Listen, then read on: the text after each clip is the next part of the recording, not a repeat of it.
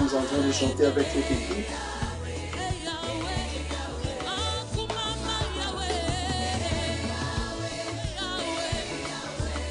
Soyez déjà bénis.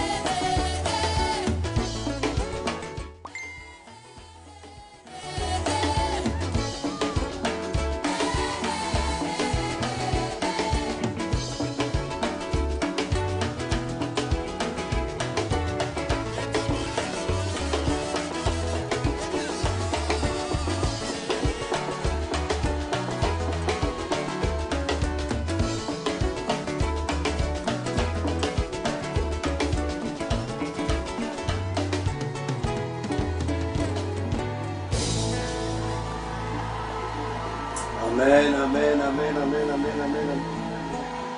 Jésus est Seigneur, Jésus est Dieu.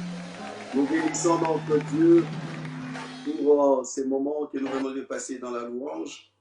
Et je suis vraiment très content d'écouter ces chants merveilleux. Et nous allons commencer notre réunion de prière, notre culte d'adoration. Maintenant là, nous allons commencer. Et que Dieu vous bénisse abondamment, frères et sœurs. Vous qui êtes déjà connectés, je sais que vous êtes là. Le Seigneur est en train de nous bénir et le Seigneur va nous bénir ce matin.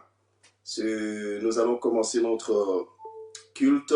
Nous allons commencer à écouter la parole de Dieu parce que nous avons déjà chanté. Nous avons déjà loué avec nos bien-aimés qui nous ont agrémenté un chant que nous avons beaucoup aimé. Et que Dieu soit élevé, Dieu soit glorifié. Alors, sans plus tarder, nous allons devoir prier. Nous allons prier pour commencer notre culte. Alors, vous qui êtes là, soyez connectés. J'aimerais vraiment que dans vos maisons, dans vos fauteuils, que ce soit dans vos voitures, que ce soit partout où vous êtes, et nous allons étudier la parole de Dieu. Vous êtes dans le forum des lecteurs de la parole de Dieu. Vous êtes dans le forum des lecteurs de la parole de Dieu. Donc nous allons étudier la parole de Dieu, nous allons glorifier notre Dieu parce qu'il est merveilleux. Nous allons prier. Seigneur, nous te rendons de multiples actions de grâce pour ton amour et ta bonté que tu manifestes envers nous chaque jour. Nous sommes infiniment reconnaissants, notre Dieu, ce matin encore. Tu nous donnes le privilège d'être dans ta face et dans ta présence, ô Dieu. Nous te disons merci. Merci, Seigneur notre Dieu. Nos remerciements vont directement vers le trône de grâce, ce trône majestueux que nous ne pouvons même pas exprimer, Seigneur, sa grandeur, son autorité, sa puissance, parce qu'il est tellement élevé. Seigneur, sois donc loué, magnifié. Nous sommes réunis avec tous nos bien-aimés frères et sœurs au travers le monde, qui sont en train ce matin en train de te louer, t'adorer, t'exalter, te rendre de multiples actions de grâce. Donc, sois loué, sois magnifié. Merci notre Dieu pour ta bonté. Merci pour ton amour que tu ne cesses de manifester envers nous chaque matin. Nous te disons merci, ô Dieu. Ta bonté se renouvelle chaque matin dans notre vie, ô Dieu. Seigneur, ta grâce n'est pas épuisée et nous te disons merci. À toi l'honneur, puissance, élévation et gloire dans le nom puissant et glorieux de Jésus-Christ, notre Sauveur et notre Seigneur. Nous disons que l'honneur, la gloire te reviennent. Nous voulons demander aussi pardon pour tous nos bien-aimés frères et sœurs. Seigneur, ceux qui sont en train de nous écouter ce matin, nous demandons pardon pour nous-mêmes, nous demandons pardon pour nos enfants, nous demandons pardon, notre Dieu, pour tout ton peuple, au nom de Jésus. Seigneur, merci. Glorifie donc ton nom. Cher Saint-Esprit, nous avons besoin de toi. Nous avons besoin de ta grâce. Nous avons besoin de ta puissance. Nous avons besoin de ta plénitude, ô notre Dieu. Conduis-nous du commencement jusqu'à la fin de dans cette étude de notre Père, de ce culte que nous sommes en train de présenter devant toi. Nous te louons, notre Dieu, pour tout ce que tu fais, pour tout ce que tu continueras d'opérer dans notre vie. Honneur, la gloire te reviennent dans le nom de Jésus. Seigneur, dirige-nous, ô Dieu, en toutes choses. Dirige-nous, notre Père. Nous sommes tes serviteurs et nous voulons, c'est notre Dieu, que toi seul tu nous assistes, tu nous conduises en toutes choses au nom puissant et glorieux de Jésus, notre Sauveur et Seigneur. Nous te disons merci. Glorifie ton nom au nom de Jésus. Illumine les yeux de nos cœurs. Ouvre notre attendement spirituel afin que nous saisissions et comprenions ce que tu as prévu pour chacun de nous ce matin. Dans le nom puissant et glorieux de Jésus, nous avons ainsi prié. Amen. J'aimerais que vous dites Amen. J'aimerais que vous disiez Amen. Alléluia. Amen. Et vous devez claquer aussi là-bas. J'aimerais voir que vous êtes en train de claquer. Vous êtes en train de cliquer. Clique Amen. Clique Alléluia. Clique, c'est toi qui es en ligne. Je sais que Dieu ne va pas te décevoir aujourd'hui. Je sais que ton Dieu, c'est un Dieu qui est fidèle. C'est un Dieu qui est amour. C'est un Dieu qui est glorieux. Alors nous allons bénéficier de sa grâce ce matin parce que notre Dieu il est fidèle. Nous disons merci à notre Dieu. Merci pour toi, mon frère, ma soeur, qui est chaque matin avec nous, qui est chaque matin en train de suivre ces programmes dans les forums des lecteurs de la parole de Dieu. Nous disons merci à notre Dieu. Comme vous avez vu, les titres que nous avons mis là, c'est un titre, je crois que vous avez déjà peut-être entendu parler de la maturité, hein, la maturité spirituelle, ok? Et vous voyez là, je intitulé ces messages, comment atteindre la maturité spirituelle. C'est un sujet qui est très important. Mes bien-aimés dans les Seigneurs, comme le mercredi, nous avons parlé de vers la stature parfaite de Christ. Vers la stature parfaite de Christ, nous avons parlé de cela le mercredi, nous allons continuer le jeudi prochain. Mais aujourd'hui, c'est aussi un autre enseignement qui va parallèle à celui que nous avons vu le mercredi. Mais celui-ci, c'est comment atteindre la maturité spirituelle. Un enfant de Dieu cherche toujours à atteindre la maturité spirituelle. C'est pourquoi je crois, sois bien, prends ton cahier, prends ton bic et commence à énumérer tout le point que nous allons mentionner en ce lieu. Je me vraiment, ça sera une très belle étude, une bonne étude de la parole de Dieu. Je sais que tu ne seras pas dessus. Je sais qu'il y a nos bien-aimés. Je salue notre frère Sam Yogo qui est en train de nous suivre là-bas en France. Et sois béni, mon frère. Toi qui es en train de nous suivre en France, l'évangéliste Rémi Timo en France, vous êtes en train de nous suivre, les gens qui nous suivent en Hollande, en Belgique, les gens qui nous suivent au Congo démocratique, que Dieu vous bénisse, Dieu est fidèle. Et puis, le pasteur Martine Ndinga, qui est en train de nous suivre, maman Martine, pasteur Martine Ndinga, qui est en train de nous suivre, que Dieu vous bénisse abondamment. Nous sommes de cœur avec vous et nous vous suivons toujours lorsque vous êtes en ligne et nous vous bénissons, que Dieu vous bénisse.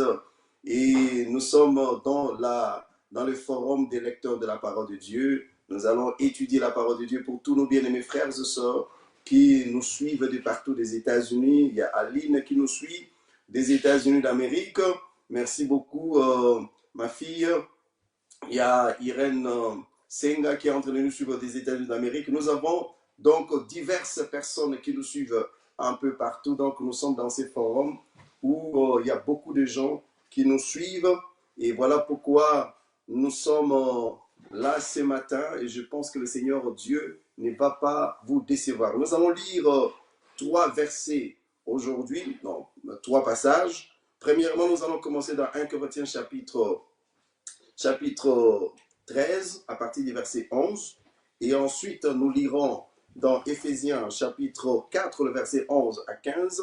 Nous lirons encore Luc chapitre 22, le verset 31 à 32. Donc, je reprends, parce que lorsque nous allons commencer, nous allons directement entamer notre message. Premier passage. Donc, nous allons lire 1 Corinthiens chapitre 13, le verset 11. Deuxièmement, nous allons lire Éphésiens chapitre 4, le verset 11 à 15.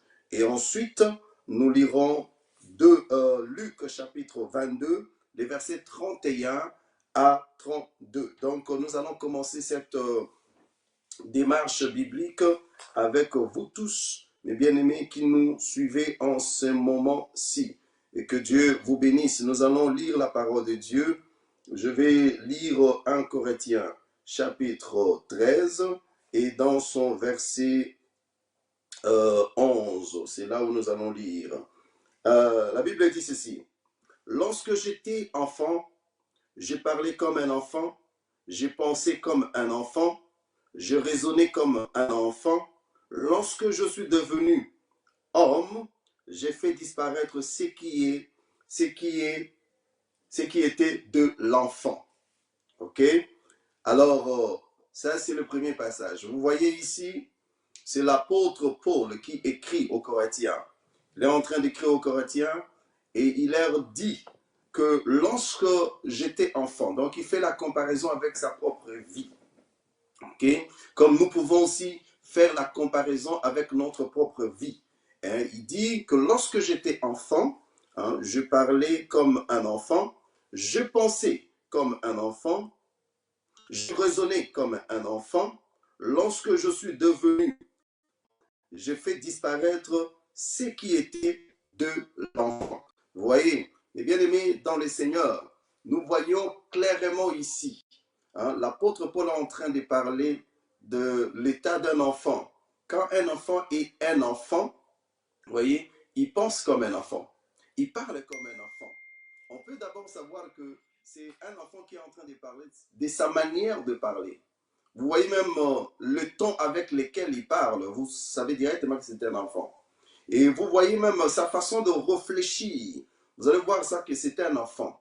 Sa façon de raisonner, vous allez comprendre que c'est un enfant. Peut-être l'enfant est en train de... Il peut mixer beaucoup de choses, c'est-à-dire il peut mélanger beaucoup de choses. Et il n'est pas souvent cohérent, hein, dans sa façon de parler. Il n'est pas souvent cohérent dans sa façon de réfléchir.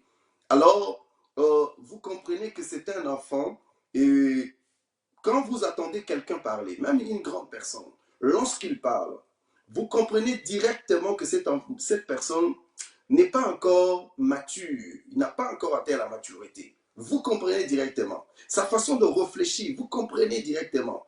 Il peut être un docteur, il peut être un avocat, il peut être un pasteur, il peut être, je ne sais pas. Mais quand vous écoutez cette personne parler, vous voyez vraiment que, non, vous savez, quand quelqu'un parle, vous comprenez directement que le mot qu'il sort, les choses qu'il dit, vous comprenez directement que cette personne, non, il n'est pas mature. Vous voyez déjà avec quel genre de personne vous avez affaire. C'est pourquoi l'apôtre Paul dit ici, il dit, lorsque j'étais enfant, je parlais comme un enfant.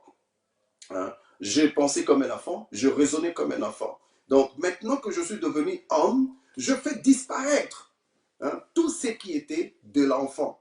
Alors, il y a beaucoup de gens qui sont encore dans cet état-là.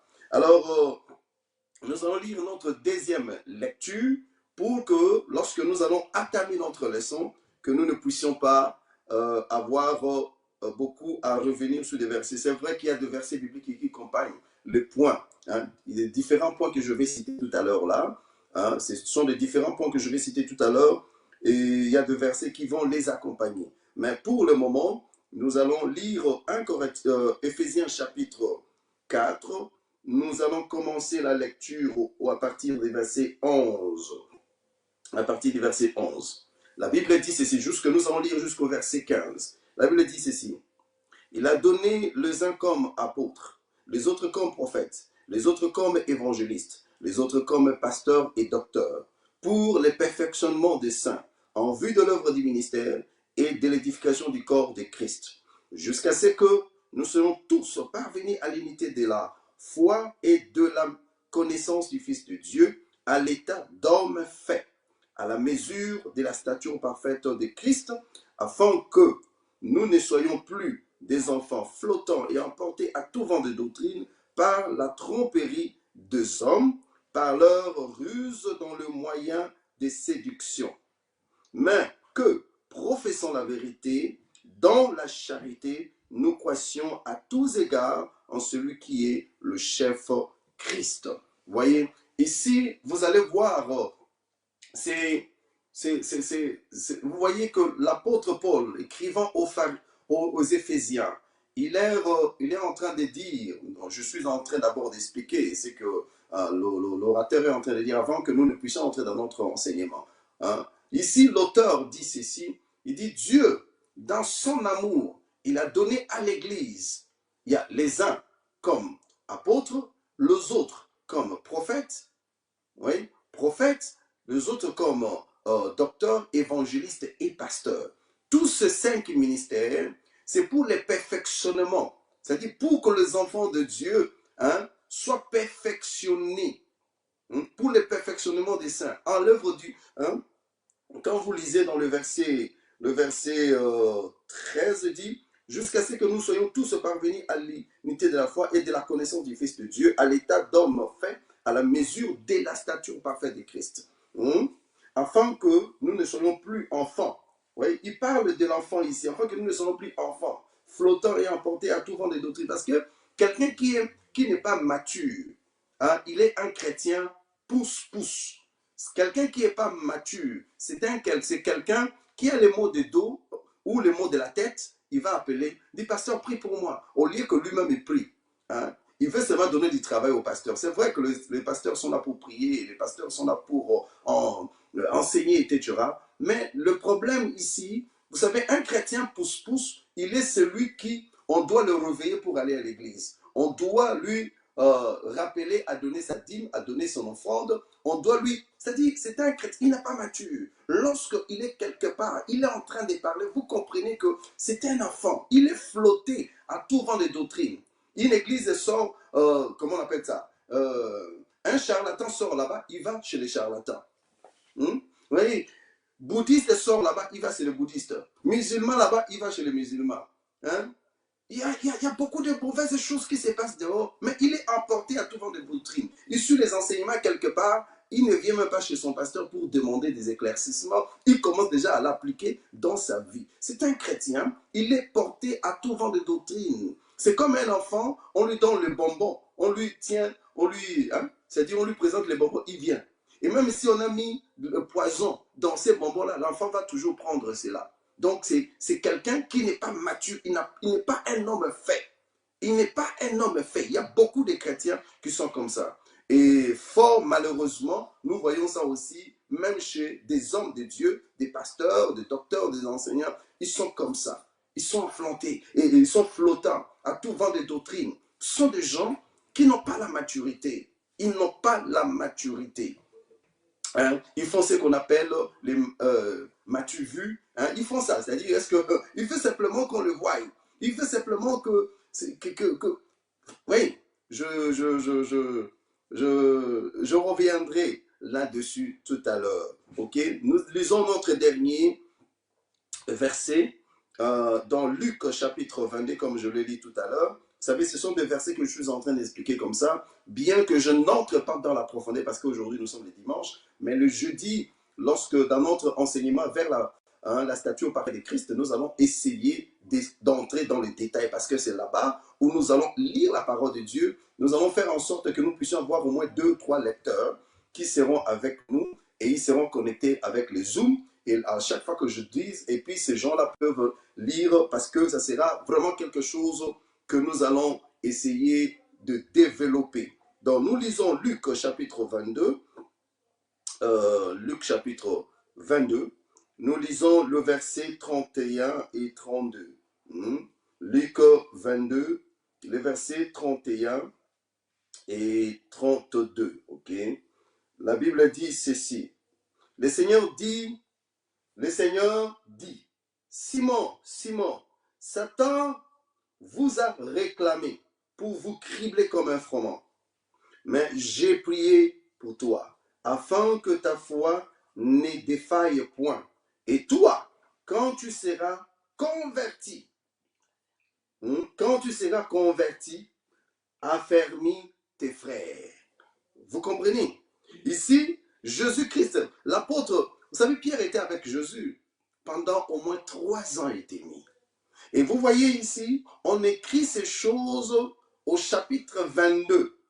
Donc, ça veut dire que vers la vie, la fin de la vie de Jésus-Christ. Vous voyez même les circonstances dans lesquelles les choses se passent ici. Vous voyez même les histoires dont on parle là-bas. Vous allez voir que c'était vers la fin de la vie de Jésus-Christ, avant qu'on arrête Jésus-Christ, avec des événements malheureux qui sont arrivés au Seigneur et qui sont même heureux parce que la mort de Jésus-Christ a été bénéfique pour nous, le chrétien. Amen. Dites Amen. Amen. Alors, nous comprenons ici que l'apôtre qui était là, orgueilleux, parce qu'il était le vieux de tout le monde, il était avec Jésus. Jésus-Christ le prenait toujours, même quand il était parti sur la montagne de transfiguration, il était avec Jésus. Jésus-Christ, lorsqu'il voulait prier, il prenait Pierre, Jean et Jacques.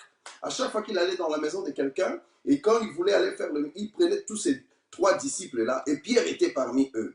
Donc nous voyons, à cause de l'orgueil, il dit à Jésus, écoutez Seigneur, moi-même quand les gens vont t'abandonner, etc., moi je ne t'abandonnerai pas. Vous savez, il y a des chrétiens qui sont comme ça, orgueilleux.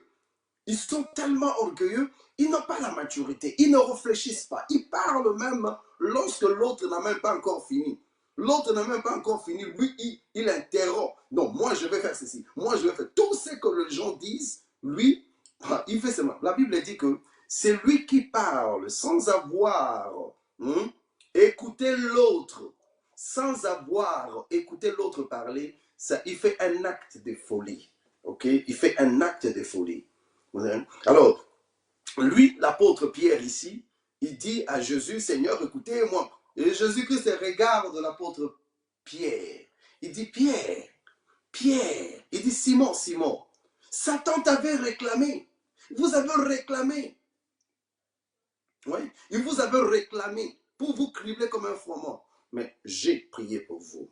Mais lorsque vous serez convertis, lorsque tu seras un homme, lorsque un homme est un homme, affermis tes frères, c'est-à-dire entretient tes frères, enseigne tes frères. Donc aujourd'hui, il y a beaucoup de gens qui lisent la parole de Dieu, qui enseignent la parole de Dieu, mais ils ne sont pas encore des hommes. Ils ne prêchent pas par exemplarité, comme je dis ça. Ils sont là. Ils sont des chrétiens comme ça, là. Mais ils sont des hommes de Dieu.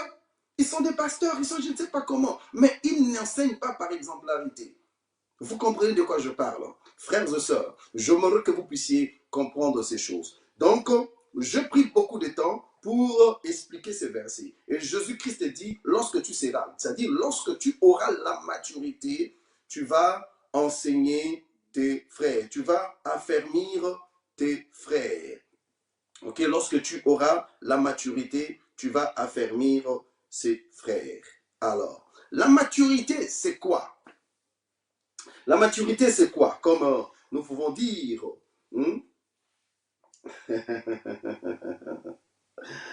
Alors, je vais dire simplement, la maturité, c'est sûreté dans le domaine du jugement, de la réflexion, particulièrement en fonction de l'âge. Vous voyez? Ça, c'est ce que je dis. Je dis sûreté dans le domaine du jugement, dans la réflexion, particulièrement en fonction de l'âge. Alléluia. Donc, vous voyez ici, mes bien-aimés, donc la maturité aussi, c'est état d'un fruit quand ils sont mûrs, quand un fruit, comme vous voyez par exemple la mangue quand elle commence à, quand la mangue est encore sur l'arbre là, vous voyez, il y a la mangue crue, c'est-à-dire que tu ne peux pas manger ça. Si tu manges ça, tu peux avoir la diarrhée, tu peux avoir des problèmes dans ton ventre, etc. Mais quand la mangue est mûre, l'état d'une, c'est de quelque chose qui est devenu mûr. Quelque chose, quand on regarde comme ça, on a toujours les yeux sur cette mangue. On dit, ah, je vais avoir cette mangue-là. Alors, ce qui fait que la maturité, c'est l'état d'une personne qui sait distinguer le bien et le mal. C'est l'état d'une personne qui est dans son jugement, il est correct, il est cohérent. C'est une personne, quand il parle, vous sentez la sagesse. C'est ça. Donc, la maturité implique même la sagesse. Il réfléchit. Quelqu'un qui réfléchit. La maturité, c'est quand vous devenez un homme fait, un homme accompli. Donc, c'est là qu'on parle de la maturité. Excusez-moi un peu. Bon, je vais d'abord nous dire une chose. Avant que je commence, quel est l'objectif de cet enseignement? Je parlerai des objectifs de cet enseignement. Et ensuite, je vais essayer d'expliquer. Si nous ne le finissons pas aujourd'hui, vous qui êtes dans le forum des lecteurs de la parole de Dieu, nous allons continuer peut-être le dimanche prochain, si le Seigneur nous prête vie, parce que tout dépend de lui. Ok, ça ne dépend pas de nous. Mais vous devez attendre. C'est un enseignement que je suis en train de donner. C'est les dimanches, c'est vrai, mais on donne aussi les enseignements. On peut donner un enseignement les dimanches aussi. Donc, quels sont les objectifs? Les objectifs que nous prêchons, que nous poursuivons plutôt en prêchant ces messages? Quel est l'objectif que je suis en train de suivre quand je prêche ces messages? Premièrement, l'objectif que je suis en train de suivre, que nous suivons maintenant, que nous poursuivons en prêchant ces messages. Premièrement, c'est que Dieu est parfait. Et sa volonté est que nous tous, nous lui ressemblons. Oui. Premier objectif, c'est que notre Dieu, le Dieu que nous servons, nous disons souvent Dieu, Dieu, Dieu, Dieu. Nous sommes en train de suivre l'objectif premier est que, puisque Dieu est parfait, que nous puissions ressembler à notre Dieu. Vous voyez? Donc, Dieu est parfait et sa volonté est que nous tous, nous puissions ressembler à notre Dieu, être comme lui. Donc, c'est ça, le premier objectif. Parce qu'un chrétien ne reste pas simplement dans le, comme je dis les mercredis, les statu quo, il ne reste pas simplement dans le bas de l'échelle. Non, l'apôtre même dit, nous allons revenir là-dessus, l'apôtre, donc l'auteur des Hébreux, il dit ceci, il dit, vous qui étiez, vous qui devrez être de maître, vous êtes encore besoin du lait qu'on vous donne de rudiments, des enseignements, des Christ, donc des premiers enseignements de Christ, des premiers enseignements de Christ. Donc, vous voyez, mes bien-aimés dans le Seigneur. Donc, ici, l'objectif en suivant ces messages, qu'en prêchant ces messages, premièrement, Dieu, il est parfait. Et il veut, et sa volonté est que tous nous puissions ressembler à notre Dieu. La Bible dit que il est saint, comme il est saint, nous devons aussi être saints. Nous devons être saints, mes bien-aimés dans le Seigneur. C'est pour cette raison, en suivant ces messages, donc premièrement, je dis, Dieu est parfait, sa volonté est que tous nous lui ressemblons. Deuxièmement, deuxième élément, c'est que c'est un fondement qui nous aide à ne pas être ballottés par tout vent des doctrines, des doctrines, ou s'écrouler. Deuxièmement, dont je parle, deuxièmement, c'est que c'est un fondement. Cet enseignement, c'est un fondement qui nous aide à ne pas être ballottés par tout vent de doctrine et être écroulé. Donc, couler, donc aller. Donc, cet enseignement te permettra, nous permettrons, cet enseignement permettra à tout un chrétien, c'est un fondement pour toi, que tu ne sois pas ballotté à tout vent de doctrine, à tout vent de enseignements, à tout vent, c'est-à-dire, parce qu'il y a beaucoup de manipulations ces jours-ci. Il y a beaucoup de manipulations, que ce soit dans les églises, que ce soit auprès des serviteurs de Dieu, que ce soit n'importe où. Il y a beaucoup de... Alors, quand tu suis cet enseignement que je vais, par la grâce de Dieu, essayer d'énumérer ici, vous allez voir que vous ne serez plus enfant, vous ne serez plus ballottant, mais ce sera un fondement pour vous, chrétiens. Alléluia. Troisièmement, c'est que ça, ce sont des objectifs. Je parle toujours des objectifs. Troisièmement, la maturité spirituelle permet de distinguer l'excellence de la médiocrité, les biens et les mal. Vous voyez, la maturité, frères et sœurs, la maturité spirituelle te permet de discerner l'excellence à la médiocrité, le mal et le bien. C'est-à-dire quand quelqu'un, il est mature, il ne reste pas dans le truc médiocre. Non. Même quand tu veux faire quelque chose, fais-le bien. Parce que notre Dieu ne fait jamais des choses qui sont bâclées. Dieu fait toujours des choses excellentes. C'est pourquoi je dis ici que quand tu es mature, mes bien-aimés, ça va te permettre, quand tu as la maturité, ça te permet de discerner l'excellence, ou bien de distinguer plutôt, de distinguer l'excellence à la médiocrité, le mal du bien mal. Donc tu peux discerner, tu peux distinguer ça. Mais quand quelqu'un n'est pas mature, un enfant ne distingue pas le bien et le mal. Tout ce qu'on lui dit, il peut comprendre cela. Oui, tout ce qu'il dit, il accepte ça facilement. Il y a beaucoup de gens qui sont comme ça. Donc là, c'est le troisième objectif que je suis en train de suivre. Ça va te permettre de distinguer. Cet enseignement va permettre que tu distingues la médiocrité. Quand tu es quelque part et qu'il y a le médiocre qui se passe, il y a la médiocrité quelque part, que ce soit à l'église, que ce soit dans une société, que ce soit quelque part, tu comprends directement que non, non, non, j'ai affaire aux gens médiocres ici. J'ai affaire aux gens qui ne sont pas... Parce que, mes bien-aimés, même Dieu n'aime pas la médiocrité. Regardez même quand Dieu a créé le ciel et la terre.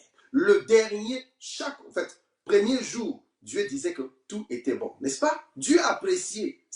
Il savait que tout était bon. Deuxième jour, troisième jour, il dit c'était bon. Quatrième jour, il dit c'était bon. Cinquième jour, il dit c'était bon. Sixième jour, il dit c'était bon. Et la Bible nous dit, il dira ensuite, il a vu ce qu'il avait fait et il comprend que tout était bon et très bon. Donc Dieu même, c'est un Dieu de l'excellence. Il veut que les choses soient faites d'une manière excellente. Non, il ne faut pas simplement dire que non, non, nous avons, c'est ce que les gens disent aujourd'hui, non, on n'a pas besoin de ça, Dieu comprend, Dieu comprend. Dieu ne comprend pas. Quand tu fais des choses qui ne sont pas excellentes, Dieu ne te comprend pas. Non, il faut faire des choses qui sont excellentes. Quand tu fais des choses qui sont mauvaises, Dieu ne te comprend pas. Donc il faut comprendre que Dieu, il est saint. Toi, tu dois devenir saint aussi. Dieu est excellent. Il faut comprendre que tu dois faire des choses excellentes. Quand Dieu a dit que tout était très bien, très bien. Si c'était mauvais, vous savez, Dieu n'a pas recommencé la création. Non. Parce que tout ce qu'il avait créé, il a dit que tout était bien et tout était très bien. Il a distingué le bien et le mal. Il a compris cela. L'excellence et la médiocrité. Parce que notre Dieu ne crée pas la médiocrité. Alors, quand tu es quelque part, quand tu comprends qu'il y a la médiocrité, comprends bien que Dieu n'est pas d'accord par rapport à... Il ne faut pas simplement dire que nous ne faisons pas ça pour les hommes, nous faisons pour... Mais écoutez, tu sers Dieu au travers de qui? Toi, tu sers Dieu au travers de qui? Quand tu dis non, nous ne faisons pas pour les hommes, nous faisons simplement pour Dieu. Tu fais pour Dieu? Bon, retire-toi, va dans la forêt, commence à dire, Seigneur, je suis ici pour te servir. Sois dans la forêt, va dans la forêt. Dis là-bas que non, Seigneur, je suis ici pour te servir. Si tu ne fais pas ça pour Dieu, tu fais toutes les choses. Nous faisons toutes les choses pour Dieu au travers des hommes, au travers des gens qu'il a placés devant nous, autour de nous. C'est ça, servir Dieu. Nous ne servons pas Dieu, le Dieu que tu n'as jamais vu. Va dans la forêt, mon frère. Va dans la mer. Dis que non, là-bas, je fais ça pour Dieu simplement. Tu fais ça pour Dieu. Tu fais ça pour Dieu, mais au travers des hommes. C'est au travers des hommes. Et des hommes qui sont médiocres, ils disent des choses comme ça là. Ils disent que nous faisons ça pour Dieu simplement. Oh. Mais comment? Comment? Tu fais ça pour Dieu, mais au travers de gens. C'est les gens que Dieu a placés là-bas. Il faut faire cela. Il faut que les gens soient heureux, soient contents. Les gens soient. Tu amènes les gens dans le royaume de Dieu. Tu fais en sorte que les gens viennent dans le royaume de Dieu. C'est ça, servir Dieu. Servir Dieu, il ne faut pas dire simplement, non, je fais ça pour Dieu. Je fais ça pour... Non, mais au travers des gens. Si les gens ne sont pas contents, le peuple est en train de murmurer, le peuple est en train de faire des choses, non, tu es en train de mal servir Dieu. Alléluia. Dis amen là où tu es. Notre Dieu, il est merveilleux. Amen. Quatrième objectif. Le quatrième objectif que nous sommes en train de poursuivre ici, par cela, nous ne sommes non seulement bénis, mais nous constituons une source de bénédiction pour les autres. Nous ne serons pas simplement bénis. Dans cet enseignement, tu ne seras pas simplement béni pour toi-même, ça ne sera pas simplement pour ton intérêt, mais ça sera aussi pour l'intérêt. Tu seras une bénédiction, une source de bénédiction pour les autres. Toi, tu seras une source de bénédiction pour les autres. Quand tu es mature, tout le monde viendra sur toi. C'est comme la mangue qui est mûre. Tout le monde, quand il passe, dit, ah, cette mangue-là est mûre. Cette mangue-là est mûre. Quand tu as la maturité, mon frère, tout le monde va courir. Ce n'est pas les gens qui sont dans les sentiments. Qui sont dans les sentiments. Non, non, non. Vous savez, aujourd'hui, les gens veulent qu'on les apprécie. Aujourd'hui, les gens veulent qu'on les acclame au lieu d'acclamer Dieu.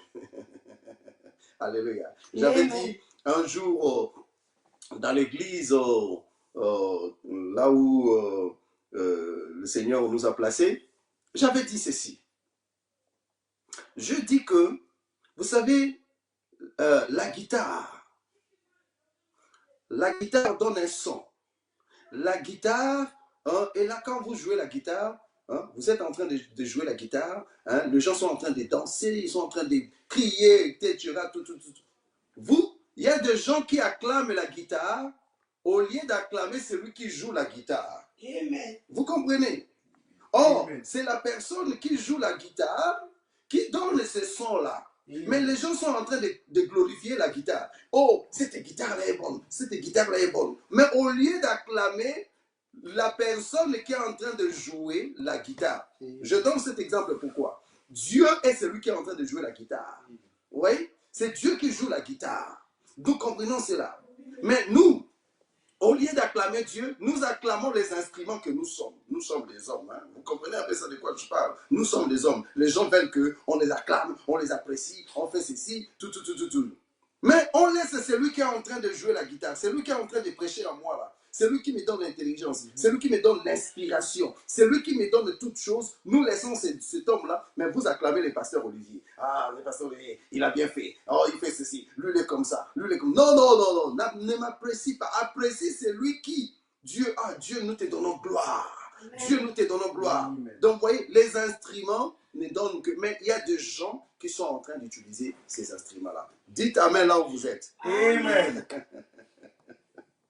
Alléluia. Amen.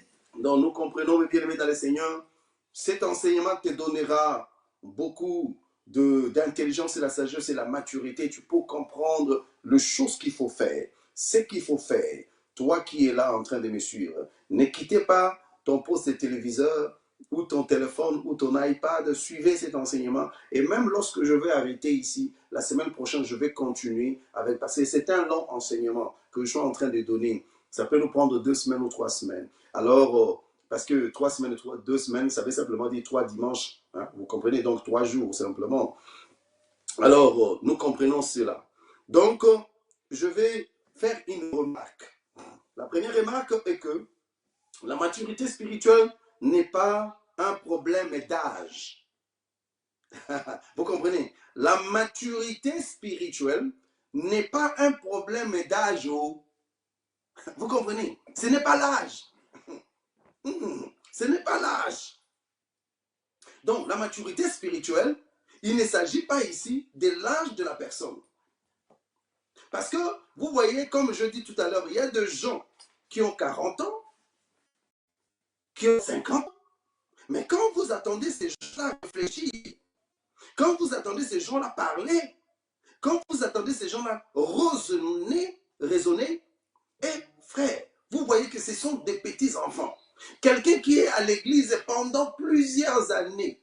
Mais quand vous attendez cet homme-là donner des arguments, vous comprenez que non, même quelqu'un qui vient de se convertir hier là ne peut pas parler de cette manière-là.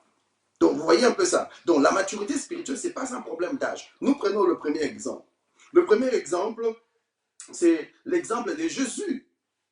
Jésus, à 12 ans, il était au temple. Il était au temple avec des principaux. En fait, il était avec les sacrificateurs. Il a posé des questions. On lui posait des questions et il répondait, il expliquait des choses. Les gens disaient même, d'où lui vient cette intelligence à 12 ans? Vous voyez, à 12 ans déjà, Jésus était mature. Il parlait de certains nombres de choses. Même quand ses parents sont venus le chercher, il leur a dit, mes parents, qui sont mes parents? Mes parents, c'est ceux qui sont en train de m'écouter. Un jour, il dit, mes parents, mon frère, ma soeur, c'est ceux qui m'écoutent. À 12 ans, Jésus-Christ était au temple. Donc la maturité, il ne s'agit pas ici que tu aies 50 ans, 60 ans, pour qu'on dise qu'il a la maturité. Non, la maturité, même un enfant de 20 ans, quand vous parlez, quand vous voyez cet enfant-là parler, frères et sœurs, quand vous voyez cet enfant-là donner des initiatives, hein, vous voyez, vous avez affaire à quelqu'un qui a l'intelligence, la sagesse. Écoute, la maturité ici n'est pas un problème de la sagesse. Non. Je ne parle pas de la sagesse, je voulais dire l'intelligence. Ce n'est pas un problème de l'intelligence ici. Mais la maturité, c'est un problème que nous allons... Donc ça, c'est le premier exemple que je donnais, l'exemple de Jésus-Christ. Deuxième exemple, pour la maturité spirituelle, n'est pas un problème de la sienneté. La sienneté, ça veut dire le nombre d'années que tu as passé dans l'église ou le nombre d'années que tu as passé dans un pays. Parce qu'il y a des gens qui sont arrivés dans le pays, qui sont arrivés dans cette ville-là et qui ont la maturité et que tu diras, mais ils t'ont dépassé. Hein? Ils t'ont dépassé. Ils t'ont dépassé parce que ta façon de réfléchir, c'est une façon barbare, c'est une façon médiocre, c'est une façon, c'est-à-dire, je ne sais pas, de la bassesse. Excusez-moi pour utiliser ces termes-là. Donc vous voyez la bassesse à ce niveau-là. Donc, frères et sœurs, je voulais simplement dire que la maturité, nous voyons ici, la maturité n'est pas un problème de l'ancienneté. Et puis, nous voyons par exemple l'exemple de Nicodème. Nicodème était un docteur de la loi. Et ce docteur de la loi est venu vers Jésus. Ok? Il est venu vers Jésus pour que Jésus-Christ, hein, il pose la question. Vous savez, donc, il avait beaucoup étudié. Il était intelligent. Il était un parmi les pharisiens. Nicodème est venu de nuit voir Jésus parce qu'il a vu la maturité que Jésus-Christ avait. C'était terrible. Il est venu voir Jésus. Lui, il était plus âgé que Jésus. Il est venu voir Jésus. Il a dit, mais Jésus, dis-moi un peu, parce que les choses que toi tu dis, vraiment, personne ne peut le dire si Dieu n'est avec lui. Une fois que tu es un docteur venu de Dieu. Parce que la maturité de Dieu, c'est une maturité très importante. Alléluia. Amen. Alors, mes frères et sœurs, nous voyons Nicodème. Nicodème, quand il était devant Jésus-Christ, il paraît ne pas connaître les choses que Jésus-Christ disait. Mais il était vieux. Donc, il était déjà ancien. Il était déjà dans la, je pense bien, dans le Sanhédrin. Mais des choses que Jésus-Christ lui disait, c'était terrible. Donc, la maturité spirituelle n'est pas un problème de l'ancienneté. Tu peux faire plusieurs années à l'église, mais tu es toujours un bébé. Tu as toujours besoin d'un support. Tu as toujours besoin qu'on vienne prier pour toi. Tu as toujours besoin qu'on vienne t'expliquer certaines choses. Comment donner ta dîme, comment donner tes offrandes, comment faire ceci, comment jeûner, comment... Donc, ça, ce sont des bébés qui sont dans les églises. Plusieurs. Non, mais quand tu regardes la vie de certaines personnes, vous voyez vraiment qu'ils sont des bébés spirituels. Donc, nous avons vu là que la maturité spirituelle n'est pas un problème des diplômes aussi. La maturité spirituelle n'est pas un problème des diplômes, des études théologiques, car beaucoup de gens tapent à côté, bien qu'ayant fait des études théologiques. Il y a des gens qui tapent à côté. Quand il prend un verset biblique comme ça, il prend un sujet, vous voyez qu'il est hors sujet. Hors sujet. Il dit des choses, vous ne comprenez même pas. Alléluia. Amen. Donc, vous voyez un peu ça. Donc, je dis ici, la maturité spirituelle n'est pas un problème de diplôme. Oui? La maturité spirituelle n'est pas un problème de diplôme ou des études théologiques, car beaucoup ayant fait cela, mais ils tapent à côté lorsque ils développent des choses, lorsqu'ils font des choses. C'est comme quelqu'un qui a fait l'agronomie. Mais quand vous lui donnez une terre à cultiver, vous voyez qu'il ne comprend même pas. Il ne comprend pas par où commencer, par où faire des choses. Donc, je voudrais simplement dire que la maturité spirituelle n'est pas un problème de diplôme. Alors, notre temps est en train de nous nous menacer, mais j'aimerais maintenant commencer par, je vais commencer d'abord par ceci. Comment connaître un chrétien immature? Avant que nous puissions aller comment atteindre la maturité, je voudrais vous donner certains exemples, certains points pour comprendre un chrétien immature. Quelqu'un qui est immature, un chrétien qui est immature, comment tu dois le connaître? Tu es avec les gens, comment tu peux connaître quelqu'un qui est immature? Ok? Alors, je vais d'abord vous dire que, premièrement, un chrétien immature, c'est un chrétien qui n'a pas la maîtrise de soi et il s'enflamme à tout bon vent. Vous comprenez? C'est premièrement, je crois que, parce que j'ai au moins 10 points ici, Mais je crois peut-être m'arrêter à ces premiers mots parce que le temps qui nous est imparti, monsieur, hein, je sais que vous allez dire que continuez, continuez, mais écoutez, les temps aussi, nous devons respecter les temps, ok? Comprenez une chose. Ici, un chrétien immature, vous devez le connaître, c'est quelqu'un qui n'a pas la maîtrise de soi et il s'enflamme à tout vent. Donc, c'est quelqu'un, il manque de la maîtrise de soi qui est un fruit de l'esprit. Lui n'a pas. Hmm?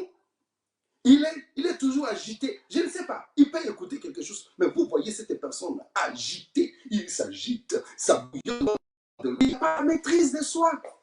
Il s'enflamme à tout vent, à tout vent. Il y a des gens qui sont comme ça. Quand vous regardez comme ça les gens, vous comprenez que non, celui-là n'est pas mature. Mais un homme sage, un homme mature, lorsque quelque chose est en train de se passer, il se tait d'abord, il regarde, il réfléchit, il a toute sa maîtrise, il se maîtrise, il se contient. Dans la maîtrise, c'est se contenir, savoir se maintenir, savoir se saisir. Hein? C'est là où vous comprenez que c'est quelqu'un qui a la maîtrise. Il n'est pas quelqu'un qui est trop agité. Les gens sont tellement agités, vous comprenez ipso facto que ce sont des gens qui n'ont pas de maîtrise. Ils n'ont pas de maîtrise. Frères et sœurs, si tu es parmi ces gens-là, comprends que tu n'es pas encore, hein, tu n'as pas encore la maturité. Tu t'enflammes à tout vent. Et quand il s'enflamme comme ça, par impulsion, il est en train de s'enflammer. Oui, il peut créer des problèmes inutilement. Vous comprenez? Une personne comme ça, là, ce sont des gens qui sont immatures. Ils n'ont pas encore la maturité. Vous comprenez? De gens comme ça qui manquent de maîtrise de soi. Il peut être dans un groupe, il peut être dans une église, il peut être dans une organisation, il peut être dans une maison, il peut être dans un foyer. Il n'a pas de maîtrise. Parce que les paroles qui vont sortir là, ce sont des paroles arrogantes, méchantes, menaçantes. Des paroles mauvaises, parce qu'il n'a pas la maîtrise. Il part, il s'enflamme à tout vent, à tout vent, à tout bon vent, je voulais dire, à tout bon vent. Peu simplement, des gens comme ça, ils se fâchent à tout moment. Des gens qui n'ont pas la maîtrise. Alléluia. Et ils se précipitent à parler. Parce qu'il n'a pas la maîtrise. Quand tu n'as pas la maîtrise, qu'est-ce que tu vas engendrer? Tu vas engendrer des discussions, inutiles même, des discussions qui n'existaient pas. Quand tu n'as pas la maîtrise, tu es trop agité. Tu veux simplement parler. Tu veux simplement insulter. Tu es tellement agité. Tu veux simplement compliquer les autres. Parce que tu manques de la maîtrise. Et une personne comme ça, c'est une personne qui est immature. Mais je crois, dans les objectifs, j'ai cité un certain nombre de choses, c'est que nous sommes en train de chercher pour, en enseignant cette leçon. Oui, il y a de ces moments où je regarde les choses, je dis Seigneur, maîtrise-moi. Humainement parlant, peut-être je ne peux ne pas avoir la maîtrise. Ok? Mais lorsque vous associez le Saint-Esprit, vous allez voir que vous allez avoir la maîtrise de soi. Alléluia. Dites Amen, là où vous êtes. Que le Seigneur vous bénisse, frères et sœurs. Vous comprenez? Quelqu'un qui est immature, c'est quelqu'un qui n'a pas la maîtrise de soi et il s'enflamme à tout bon vent. Il est un homme ou une femme impulsive ou un homme impulsif. Vous voyez, mes bien-aimés dans le Seigneur. Ça, c'est manque de la maturité. Deuxième, là où nous allons arrêter, il se précipite à prendre des décisions et agir. Quand vous voyez quelqu'un qui se précipite à prendre des décisions, moi je vais faire ceci, et je vais agir. Oh, tu vas agir. Si Dieu était comme toi là, vraiment, ça serait grave. Hein? Tu prends des décisions. Si Dieu était vraiment comme toi là, vraiment, heureusement que Dieu n'est pas comme ça. Hein? Avant même que Dieu détruise quand il a marché, quand les enfants d'Israël ont commencé à murmurer. Et Dieu dit, si je marchais encore avec ces gens-ci pendant quelques minutes, je vais les détruire. Et Moïse a dit, Seigneur, si tu détruis ces peuples, efface mon nom dans le livre de vie. Dieu était là. Dieu allait doucement. Dieu allait doucement. La Bible dit même qu'il est lent à la colère, riche en bonté et en miséricorde. Mais l'homme qui n'a pas la maîtrise, il se précipite à prendre des décisions. Il prend des décisions et puis il néglige. Écoutez, frères et sœurs, j'aimerais te dire une chose. Ne prends jamais la décision lorsque tu es en colère, ok? Et ne prends jamais la décision lorsque tu es tellement joyeux. Parce que des décisions que tu peux prendre, ça peut t'écouter et tu vas le regretter plus tard. Ok?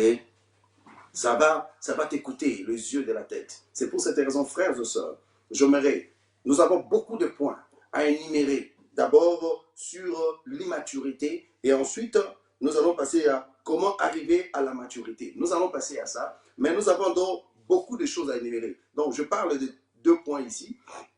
D'un homme immature. Comment tu vas connaître un homme qui est immature? Premièrement, je dis, il manque la maîtrise des soi, il s'enflamme à tout vent. Et puis, deuxièmement, je dis, il se précipite à prendre des décisions et à agir. Donc, c'est un homme, frères et sœurs, c'est un homme, si Jésus vient aujourd'hui, il sera disqualifié. Je pense que, à cause du temps qui nous est imparti, nous allons arrêter là-bas parce que nous avions commencé avec un 10 minutes de retard. Je m'excuse là-dessus. Et tout à l'heure, la semaine prochaine, nous allons continuer sur le même thème, comment atteindre la maturité. Alors là, nous sommes sur le point, comment connaître un chrétien immature, comment tu dois le connaître. Nous allons d'abord nous arrêter là, et la semaine prochaine, nous allons continuer. Si on peut nous mettre ces chants, nous allons chanter ensemble le même chant que nous avons chanté au début. Nous allons essayer de louer un peu Dieu. Si la régie peut nous mettre le chant que nous allons de chanter tout à l'heure là. Et ensuite, je vais prier pour vous tous. Est-ce qu'on peut nous mettre ces chants-là maintenant? Si notre frère qui est à la régie peut nous mettre ces chants et nous allons chanter.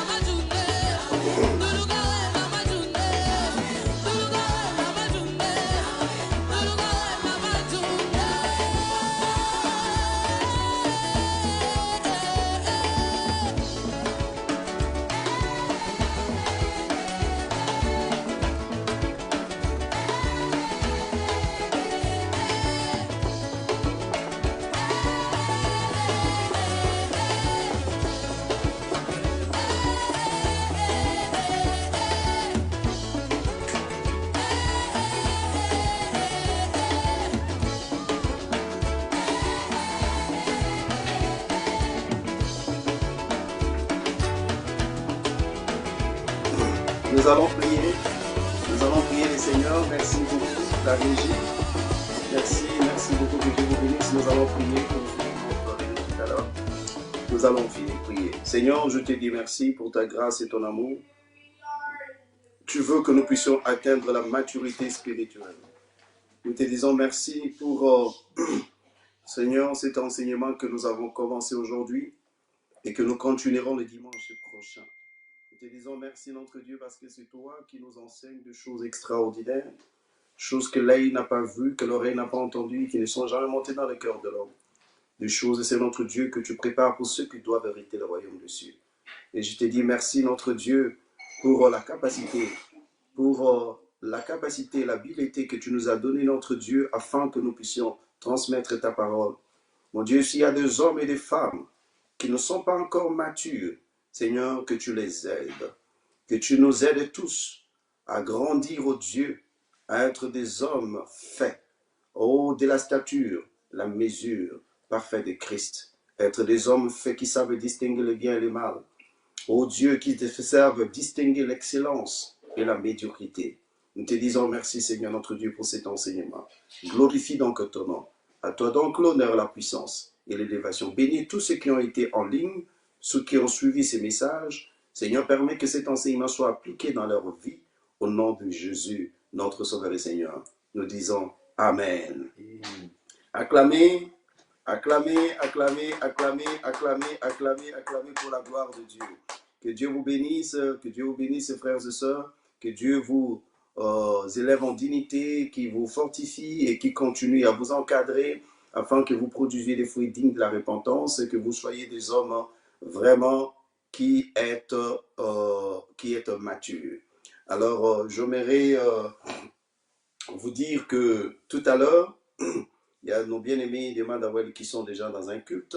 Ils sont en train de faire un culte et je vais les rejoindre là-bas pour aussi participer dans ces cultes de gens de Madawel. Ils sont en train de passer là maintenant. Et ensuite, le pasteur Dali va passer à 14h30 et pour aussi ces cultes d'adoration aujourd'hui. Le pasteur Dali passera à 14h30. Soyez toujours connectés et ne manquez pas ces rendez-vous dès 14h30 avec l'homme de Dieu, le pasteur Dali. Et aussi, le mercredi, le pasteur Dali sera là à 20h30, je crois, 20h30, le mercredi prochain pour les enseignements. Moi-même, comme je vous avais dit, j'ai rendez-vous avec vous le jeudi encore. Le jeudi nous disons à 19h30. Jeudi à 19h30, je serai là pour le forum de lecteurs de la parole de Dieu. Donc, le forum des lecteurs de la parole de Dieu, c'est là où nous allons étudier la parole de Dieu. Nous allons vous donner l'opportunité de poser des questions et nous allons répondre, car c'est un enseignement qui suscite beaucoup de choses. Nous allons vraiment entrer dans la profondeur et nous aimerions que vous posiez des questions. Nous avons déjà mis en place des systèmes où vous pouvez apparaître dans l'écran pour poser votre question si vous posez. Je vous avais dit, essayez d'abord de download le Zoom et quand vous aurez downloadé, si vous ne connaissez pas, appelez-moi. Je vais vous indiquer comment vous devez faire cela, comment vous pouvez paraître ici dans le forum des lecteurs de la parole de Dieu. Vous allez paraître, vous allez poser votre question, tout le monde va vous voir comment vous posez votre question. Ou bien nous allons aussi mettre un téléphone disponible, vous pouvez appeler directement et nous allons répondre à vos questions. Ok? Si vous ne comprenez pas, s'il y a des zones d'ombre dans l'enseignement que je peux donner, que nous sommes en train d'apprendre le jeudi, qui est vers la stature parfaite de Christ. Vers la stature parfaite de Christ. Ça, c'est l'enseignement de mercredi. Or, les dimanches, nous sommes comment atteindre la maturité. Donc, ce sont des messages qui sont parallèles et qui marchent parallèlement. Et puis, que Dieu vous bénisse. Ayez une bonne journée dominicale. Que le Seigneur vous bénisse. Tout ce que vous allez manger soit purifié. Tout ce que vous allez boire sera purifié. Et que Dieu vous couvre par l'ombre et la vertu du Saint-Esprit. Que vous soyez dans la paume de la main de Dieu, là où se trouve la sûreté et la sécurité. Soyez tous bénis. Au revoir. Bonne journée dominicale. Bye bye.